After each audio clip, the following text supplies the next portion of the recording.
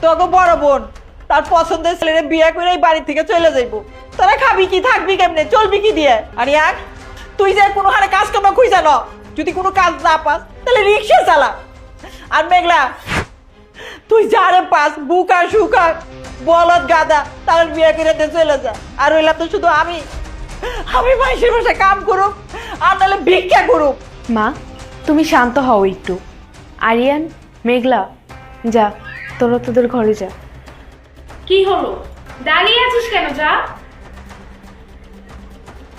তুই আমাকে কথা দে, তুই ছেলেরে বিয়ে করবি না। কি চুপ করে আসিস কেন, বল না, বল। ঠিক আছে মা, আমি তোমাকে কথা দিচ্ছি, আমি আশিককে বিয়ে করবো না।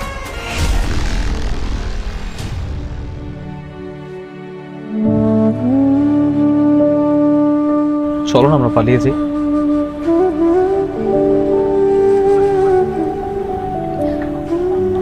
দেখো আশিক, আমার ভেতরে এক আকাশ পরিমাণ ইচ্ছে আছে তোমার সাথে থাকার, তোমাকে নিয়ে বাঁচার, তোমার সাথে সংসার করার, কিন্তু আমি চাইলেও পারবো না, কারণ আমি তোমাকে অনেক ভালোবাসি। কিন্তু আমি আমার পরিবারটাকে অনেক ভালোবাসি। আমার কাঁধে অনেক বড় একটা দায়িত্ব আছে আশিক। আমার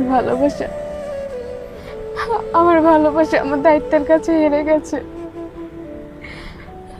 আমি চাইলেও তোমার সাথে যেতে পারবো না, আমাকে তুমি মাফ করে দিও। আমি যখন বাসা থেকে আসছিলাম না, দুইটা অপশন নিয়ে আসছিলাম। কি অপশন? আমার বাবা যেদিন তোমাদের বাড়িতে গিয়েছিল, তোমার মা তোমার বাবাকে অনেক অপমান করছে। আমার বাবার চোখে পানি দেখছি আমি, জানো। আমার বাবা আমাকে বলছে, আশির ছোটবেলা থেকে যা চাইছি সবকিছু দিছি, কোনো কিছু না করি নাই। বাবা হিসাবে একটা জিনিস চাই, বাবা তুই না করিস না। সে চায় যাতে আমি তার ইচ্ছে দিয়ে বিয়ে করি।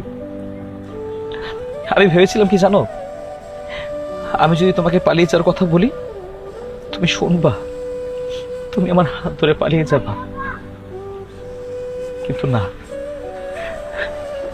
আমাদের ভালোবাসার কাছে তোমার পরিবারের দায়িত্বটাই তোমার কাছে অনেক।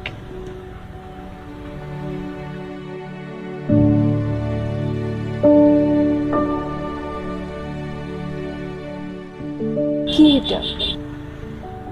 আমার বিয়ের কার্ড।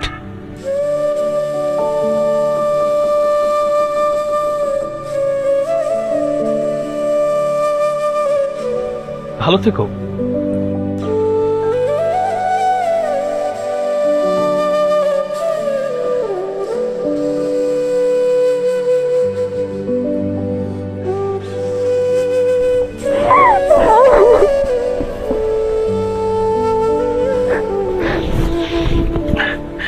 চলো না, চলো না আমরা পালিয়ে যাই। না না আশিক, আমি তোমার সাথে কোথাও যেতে পারবো না। আমি চেয়েছি তোমার সাথে যেতে, কিন্তু কিন্তু আমি আমার পরিবারের কাছে হার মেনে গেছি। আশিক, বিশ্বাস করো, আমি তোমাকে অনেক ভালোবাসি। আমি তোমার জন্য সারা জীবন দোয়া করব, আল্লাহ যেন তোমাকে অনেক ভালো রাখে।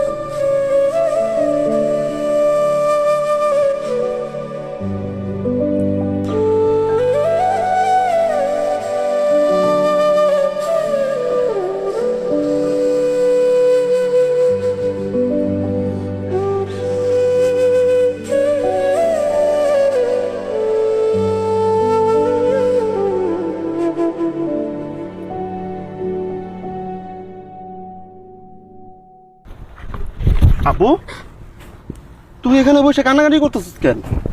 কোনো সমস্যা? কেউ কিছু বলছে? আরে আমারে বল।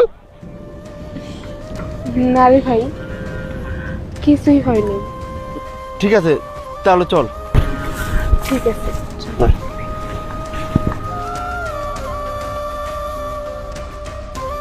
আচ্ছা মা, একটা কথা বলো তো, আশিক ভাই তো অনেক ভালো ছেলে, তারপর তুমি কেন আশিক ভাইয়ের সাথে ইতিহাপুর বিয়েটা দিলে না?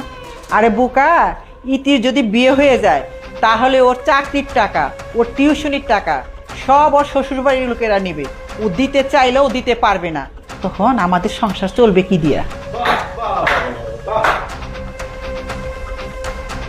তুমি মা হইয়া এমন একটা স্বার্থপরের মতো কাজটা তুমি করতে পারলা?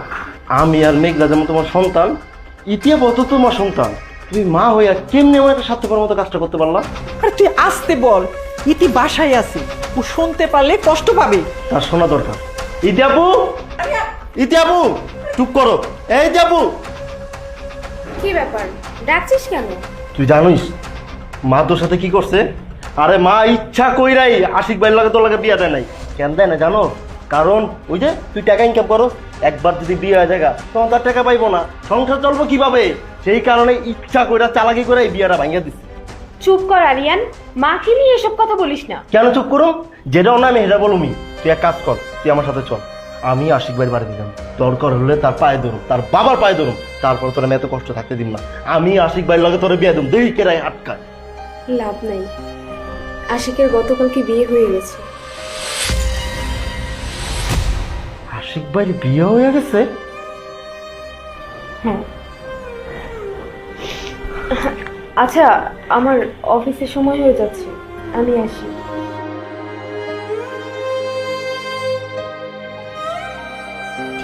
মা, তুমি ইতিহাসের সাথে এই কাজটা একবার ঠিক করো নাই, ঠিক করো নাই। আমি অন্যায় করছি? হ্যাঁ, তোকে আহার জন্য কোত্থেকে? হ্যাঁ, তোকে পেট ভরবো কেনা? যা একটা চাকরি করে দেখা, 2 টাকা তো আনতে পারস না। হ্যাঁ, আমার লাগে কোন ধান্দা করস? আমি যা করছি ভালোই করছি।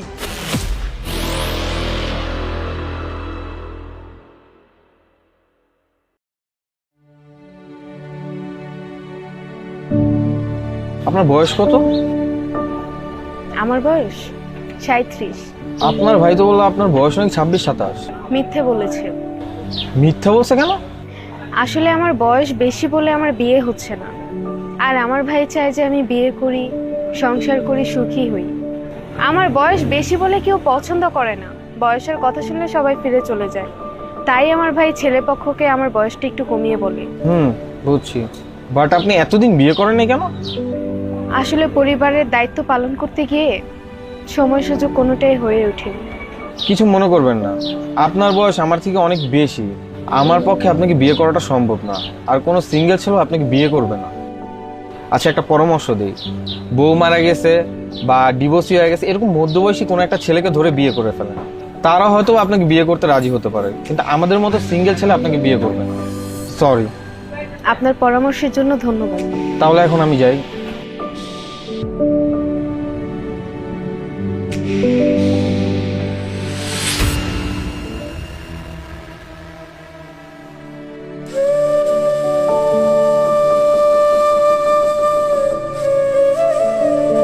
তুমি কেমন আছো? ভালো। এখানে কি করছিলে?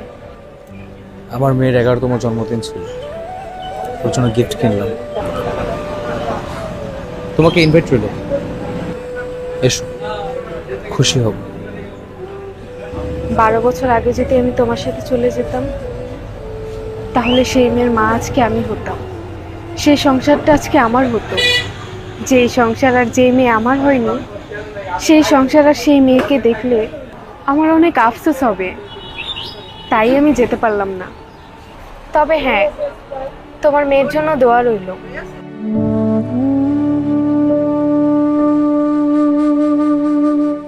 এই আংটিটা একদিন তুমি আমাকে আমার হাতে পরিয়ে দিয়েছিলে, তোমার আমানত আজকে তোমাকে ফেরত দিলাম। এই আংটিটা তোমার মেয়ের জন্মদিনে তাকে উপহার হিসেবে দিও।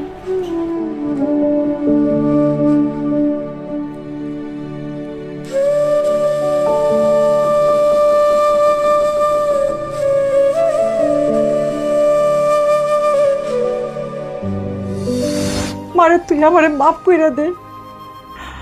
আমার স্বার্থের কারণে আমি তোরে বিয়ে করতে দেইনি, আমার কারণে তুই আজকে একা একা জীবন কাটাইতেছস। জানো মা, বাবা যখন অসুস্থ ছিল তখন বাবার খুব আফসোস হতো যে তার তো কোনো বড় ছেলে নেই, তার মৃত্যুর পরে এই সংসারের হাল কে ধরবে।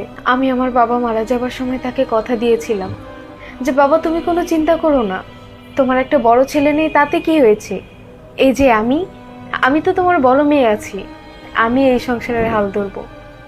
আর মা, আমি আমার কথা রেখেছি, এই সংসারের হাল ধরেছি, ছোট ভাই বোনদের লেখাপড়া করিয়ে মানুষের মতন মানুষ করেছি, ছোট বোনটার বিয়ে দিয়েছি, আর এখন মায়ের চিকিৎসা করাচ্ছি। কিন্তু তোর নিজের জীবনটা তো নষ্ট হয়ে গেল মা।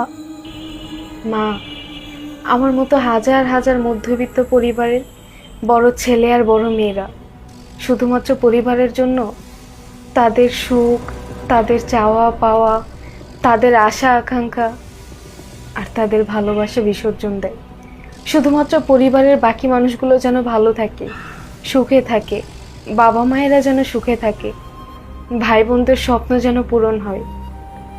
মা, পরিবারের বড় ছেলে বা বড় মেয়ে হওয়া এত সহজ না।